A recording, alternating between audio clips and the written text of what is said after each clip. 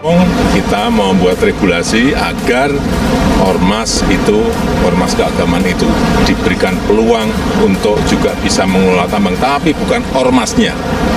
Badan usaha yang ada di ormas itu, baik koperasi maupun PT dan CV dan lain-lain. Negara gagal di dalam pengelolaan lahan itu untuk kemakmuran rakyat, kalau kita bahas dengan bahasa konstitusinya, untuk kesejahteraan rakyat, kemakmuran rakyat, gitu ya, untuk keadilan sosial bagi seluruh rakyat Indonesia. Mereka mencari legitimasi dengan memberikan suap itu kepada ormas-ormas.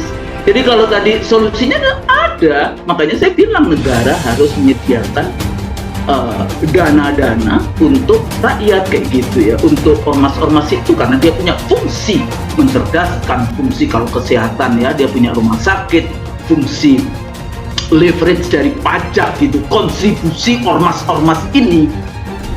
Tapi setelah kita mewakili bangsa ini, teman-teman sekalian, sejarah, teman-teman sekalian akan tercatat buku sejarah bahwa pada umat adalah pengkhianatan.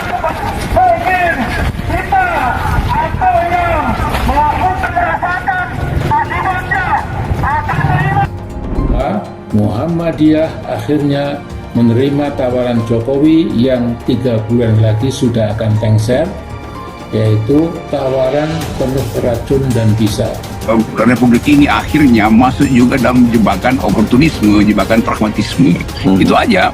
Sekarang kita mulai lihat misalnya apa nanti pikiran Muhammadiyah kalau ada krisis lingkungan tuh, hal yang biasa diucapkan dengan tajam. Pak Busro Mengkodas itu bolak-balik ke Jawa Timur, advokasi kerusakan lingkungan. Dan kita, nah maka setelah kita diberi tahu titiknya nanti, ya walaupun saya secara pribadi sudah punya gambarannya, nah baru kita akan tentukan ya mengambil atau tidak mengambil.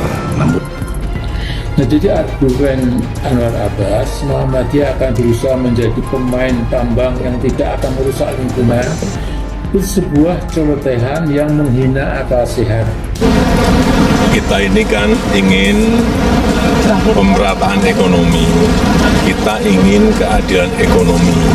Banyak yang komplain kepada saya, Pak, kenapa tambang-tambang itu hanya diberikan kepada yang gede-gede, perusahaan-perusahaan besar. Kami pun kalau diberi konsesi itu juga sanggup kok.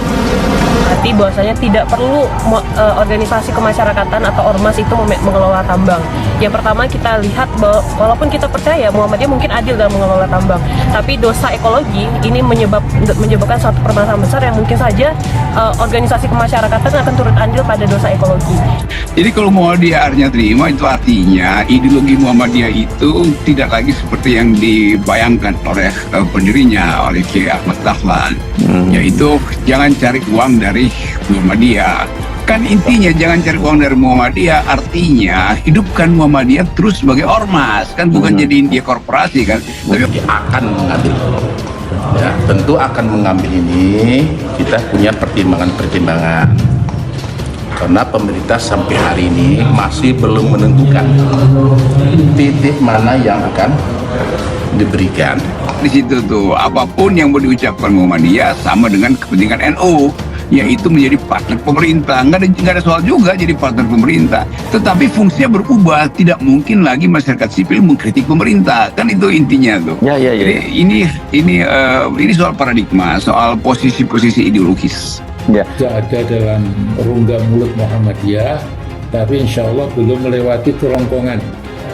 Kalau Muhammadiyah mau ya, kail beracun yang pasti akan merusak Muhammadiyah itu masih bisa dimuntahkan kembali. Tambah, tentu ini tidak sesuai. Ini sudah tidak sesuai dengan kemudian koridor gerak kita. Muhammadiyah adalah organisasi masyarakat yang bergerak di bidang keagamaan. Dan sepatutnya kemudian mengurusi hal-hal pertambangan. Karena tentu hal ini bisa menjadi political theft.